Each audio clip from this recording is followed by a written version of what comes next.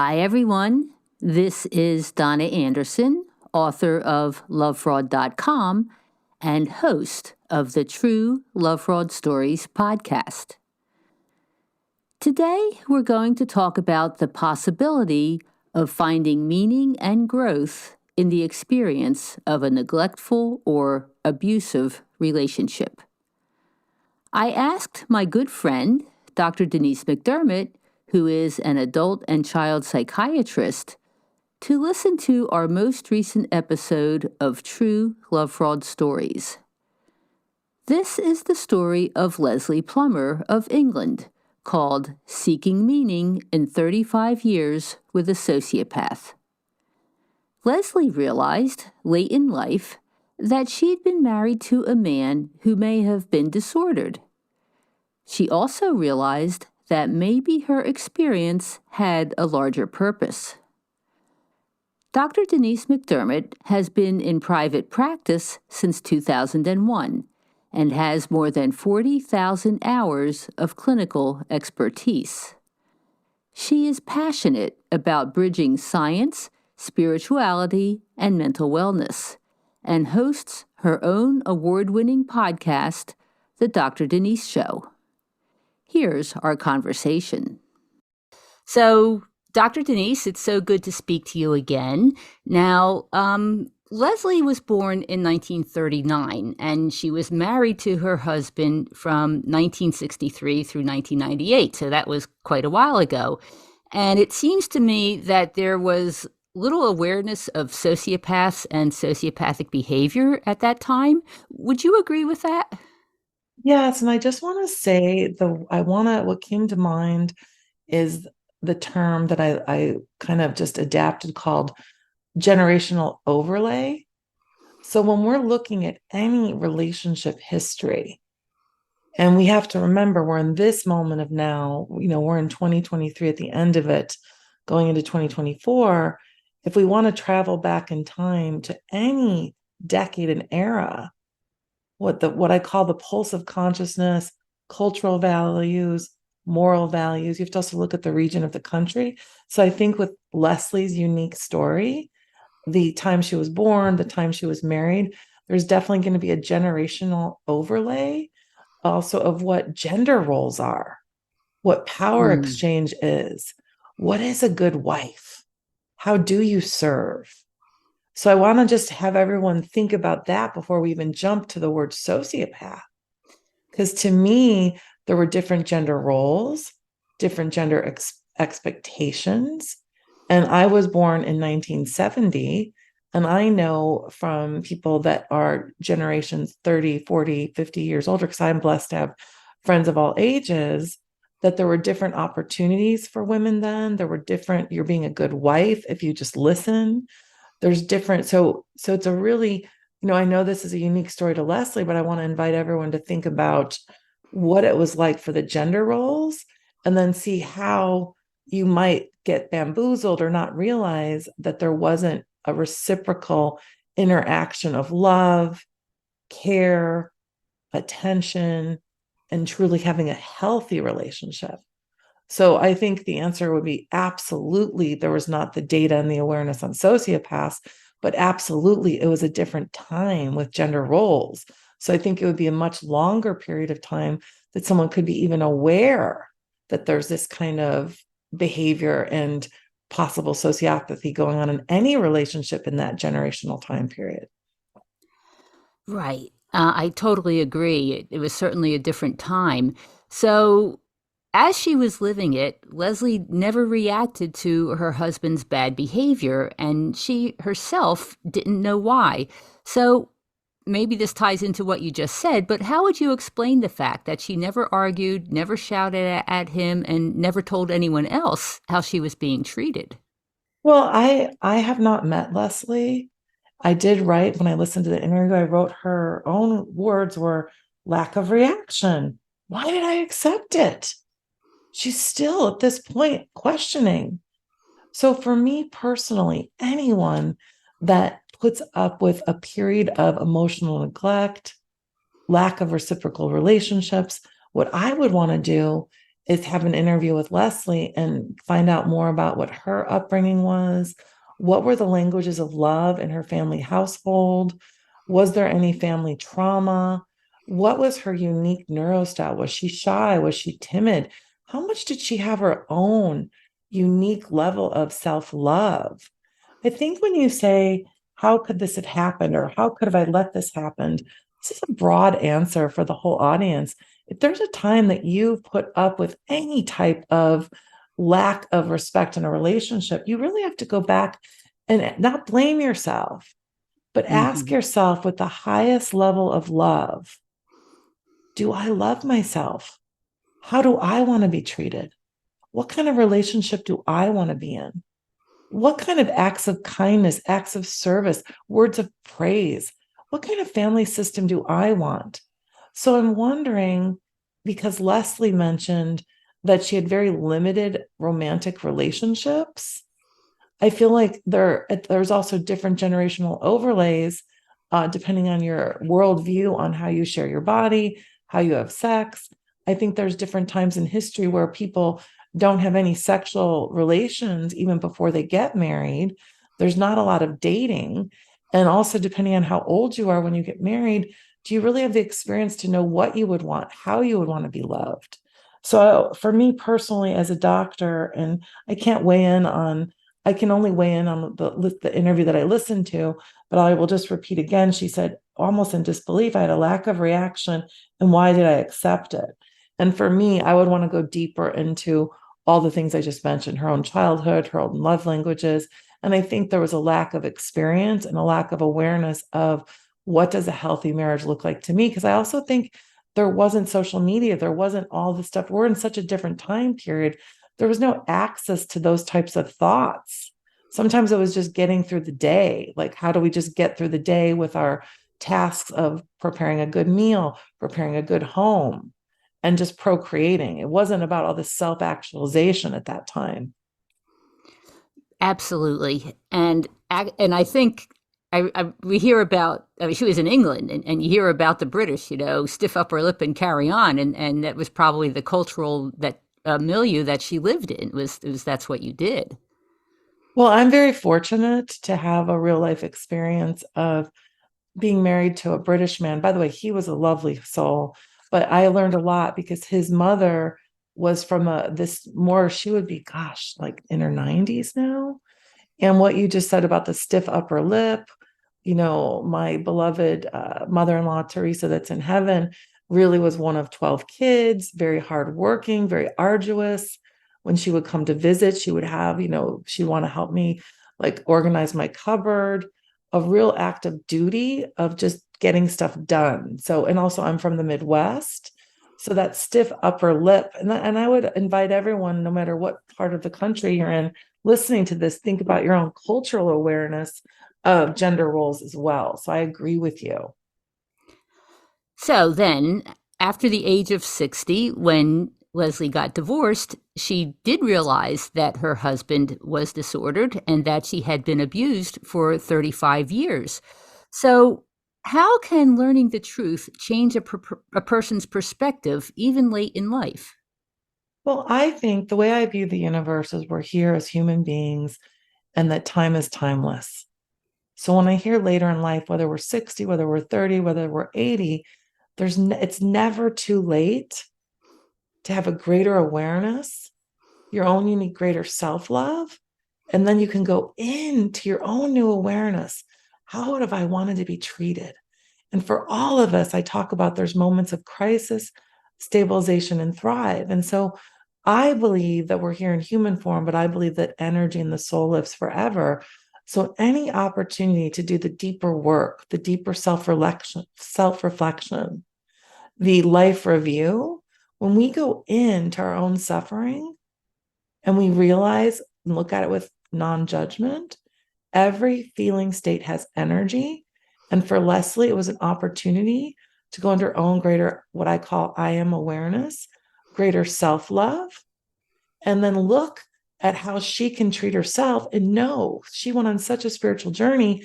I think she realizes with her own awakening or remembering who we really are, that the more she does this healing and the more she does the self-love, I've done a show called the Self-Love Tour, then that has a ripple effect for all the generations. So I think by age 60, I think that's the old paradigm. Like, I think we're living at a time where age is just a number, time is timeless, but she's really embracing it, or has embraced it. And she went on her own journey, and she realizes there were some really eloquent points that she made, but I want to make sure I just answer this question. But she's so like alchemized her own suffering and used the energy of that to level up, to ascend. And her hope is, by sharing her story, that it's going to help other people and also to help her granddaughter. And I also have lots to say about her sons too, but I just want to make sure I'm answering your questions. Okay. What are the observations you want to make about the sons and the granddaughter? Well, I want to broaden this out and invite the audience to think about any trauma. If you've been in a relationship that's emotional neglectful, sociopathy, and you have any children, and then they're in an environment, my understanding from the interview with Leslie is that Gary showed no emotional attachment, did not give praise to the children, critiqued them, did not wish her happy Mother's Day and said, "You're not my mother." The boys, after the divorce, were very much, she became the black sheep, like she ruined the family. And there was years and years and years from what she said. Of course, we don't have Gary's perception because he's no longer on earth. But from what Leslie said, the children, her sons, were in an environment that it was modeled that there was neglect, a lack of emotional connection.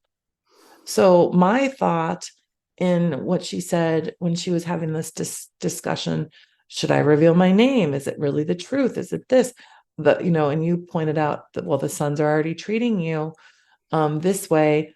She's sort of doing self-reflection on, if their mindset is that she ruined the family and they're being, what she said is unkind to her, or they're maybe emotionally neglectful. I don't know. She didn't give specific examples.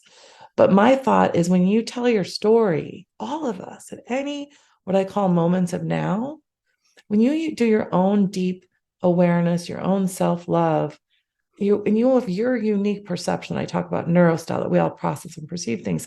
When I think about her son's perceptions, if we were to travel back in time, they might have associated being loved with being neglected, or it's just a tough thing. So if you go back in time and you've been in a relationship, and I know from being an adult and child integrative psychiatrist and people suffering all different types of abuse, whether it's emotional neglect, sexual abuse, sometimes you just equivocate that with love.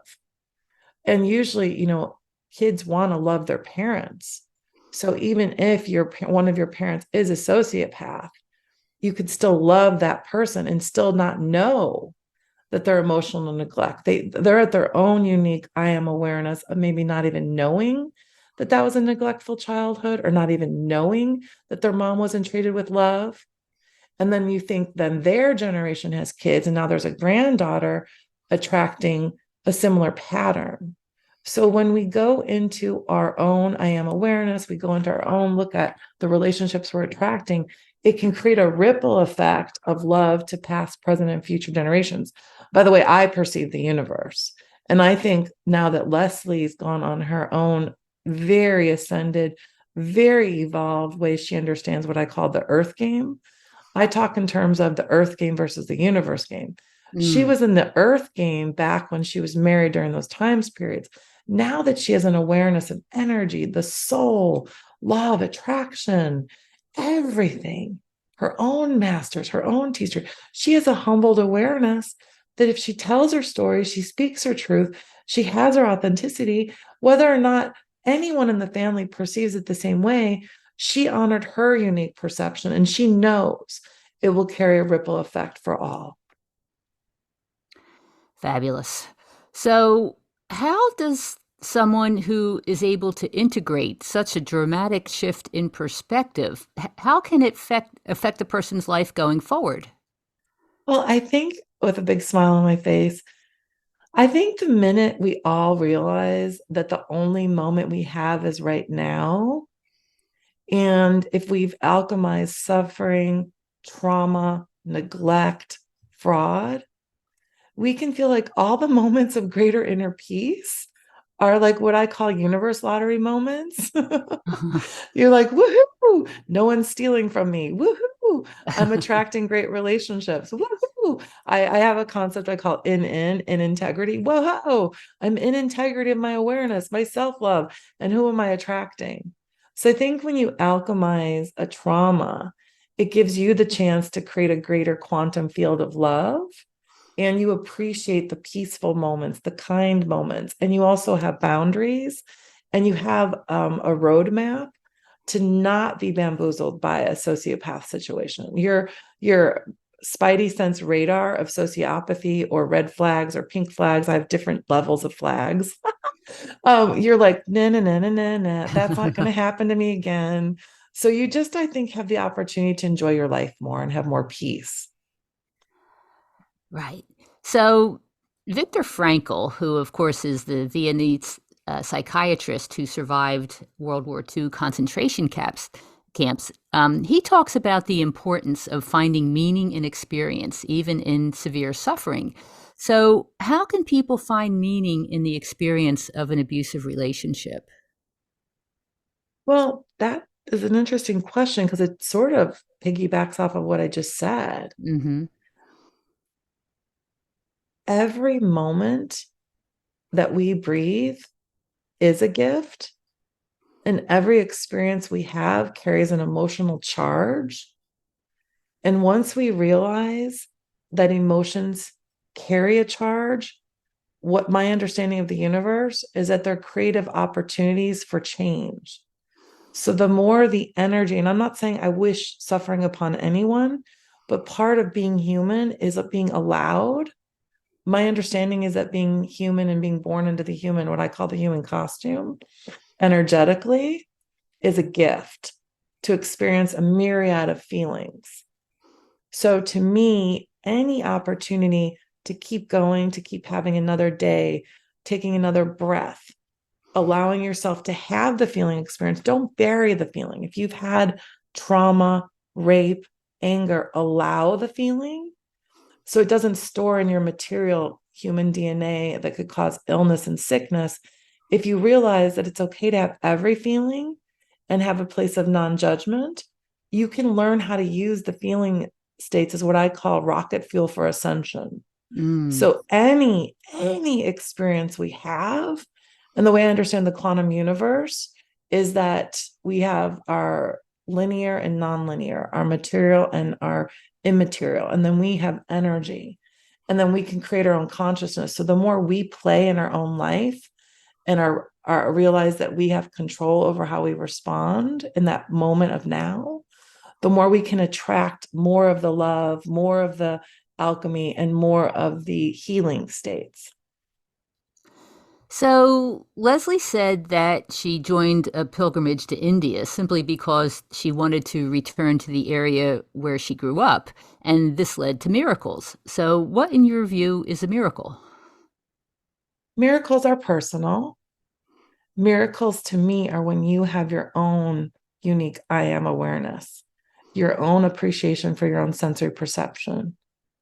And it's interesting when I heard that she returned to India, and the way I understand in this current Earth lifetime of hers, India was a geographical place. But it makes me wonder on a deeper level, because the way I understand the universe is that the soul lives forever, energy lives forever, and that we have past lives. You know, everyone can look at Dolores Cannon's body of work. I would love to have Leslie specifically go under a past life regression to see if she has a greater connection to India than she's even aware of now. So only she knows the miracle feeling she has when she's there. And I want to broaden this out to everyone to think about geographical locations, experiences that make you feel the magic of your own deeper awareness and your own deeper self love. To me, that is the miracle. Hmm. So, when she went to India, Leslie described seeing an aura around the spiritual teacher. So, can you explain what an aura is and how she could have seen it? Well, I'm not, I really want to be respectful that I'm an adult and child integrative psychiatrist. And I would say at this point, I practice universe medicine, but I am Western medicine trained and I like to have scientific inquisition. So I want to take the word aura and just talk about energy, and I want to talk about sensory perception. And I want to bring it back to my registered trademark and my own honoring of my academics of embracing your neurostyle and beyond, that we all process and perceive things in our own unique way. Fabulous five: biological, psychological, social, cultural, spiritual, and sixth sense intuition. So when we talk about Leslie's specific sensory awareness or sensory perception of an aura, one would want to say, what did she see? What did she feel? Was it an energy state? Was it a feeling state? Did she get lightning bolt chills? Did she see light? I can tell you, I have met an individual where I could see white emanating from them. And as I got to know them, their heart energy was so pure, so full of love. And that was my unique sensory awareness. Now, to me, I would want to have 200 people that define what is an aura, what does that mean to you, and then get an aura researcher. But to me, it sounds like Leslie was having this inner knowing, inner feeling, and inner trust of her own intuition and her own sensory perception, that this was a very elevated individual by the way she experienced their energy. So, what are your views on any spiritual dimensions that might be present of being involved with a sociopath? Well, if we want to make it really simple, the universe to me is fueled on love. But we need to have, in order to keep creating, there's different feeling states. So when you look at the energy it takes to be in any relationship, I know that Leslie mentioned that her now universe view is that before you come into this earth lifetime, you sort of plan out what you want to experience. So, in the moment of your lack of awareness, usually when you're experiencing, and this can happen to even people have the experience of understanding the universe. When you're in a relationship that's emotionally neglectful, when you're in a relationship that you're being bamboozled, everything's energy. And so I think that any person that's interacting with a sociopath, it allows you to grow later, but you don't necessarily know it in the real time. Mm-hmm. And it sounds like she, with her now awareness of the universe, has an appreciation of the possibility that she and Gary planned this out. So, in a way, our alleged sociopath is our biggest teacher in our lifetime, even at the time where it feels horrific. You feel like you're either drowning, dying, you can't believe it, you're mad at yourself. But once you get to the other side of it and you alchemize your trauma, your sociopath situation in a greater awareness and self-love, you can have an appreciation for the energy of it, but you still don't want to wish anyone to go through it. And the way I understand the universe is there's light energy and dark energy, there's good and there's evil. And every human being in many different lifetimes has possibly played different roles. So you have to look at your own unique sensory perception, your own unique lifetime, and look at what you possibly asked to experience and played a role in your own sociopathy setting, scene. I don't know, however anyone wants to call it. By the way, I'm not trying to ever minimize anyone that's listening to this that has not had this level of awareness about the universe yet. You're exactly where you need to be. You need to surround yourself with good spiritual leaders, get professional help, go deeper in your self-love, and not ever think that feeling awful or being betrayed is okay. You need to just keep going deeper in your own healing. So, yes, I absolutely agree. And Leslie now has found a degree of peace even after 35 years of abuse. So, what do you think we can all learn from her story? I think she's brave. I think being human is being brave. I think realizing that all of our stories matter and she matters. Her sons matter. Gary matters. Her grandkids matter. That no matter what phase you're at in your story of alchemizing a trauma or sociopathy, what I love about Leslie is I feel like she's really reaching a greater level of her own self-love. And that I have a phrase, I did a show called Not Having It. So I think she's at the not having it phase. Like she doesn't want anyone to treat her with disrespect. She really wants to look at her own patterns. And then she's hoping that this will help generations to come. If I don't know if her granddaughter will ever listen to the show or even if they'll believe her, but I think her story is very powerful. It's unique, it's hers, and we all have a story, and they're all important. Great. So, is there anything else you'd like to comment on as far as the story is concerned? It's really about, I want to say thank you to Leslie for sharing her story. And thank you to you and your team in the way you're building the data and having people invite the audience to think about their own story and the way they can reach their highest level of self-love. That's what I'd want to say. Okay. All right. Well, thank you very much, Denise. This has been fabulous. Thank you. I'm Donna Anderson, and this is True Love Fraud Stories. I hoped you enjoyed this interview with Dr. Denise McDermott. To learn more about her, please visit drdenisemd.com. And if you'd like to hear more of her insights and wisdom, listen to The Dr. Denise Show, available wherever you listen to podcasts. True Love Fraud Stories is produced by lovefraud.com. I'm the author of lovefraud.com. Engineering is by Terry Kelly. To learn how to recognize and recover from everyday sociopaths, visit lovefraud.com. And for more information about this story, other great stories, or if you'd like to share your story, visit podcasts.lovefraud.com.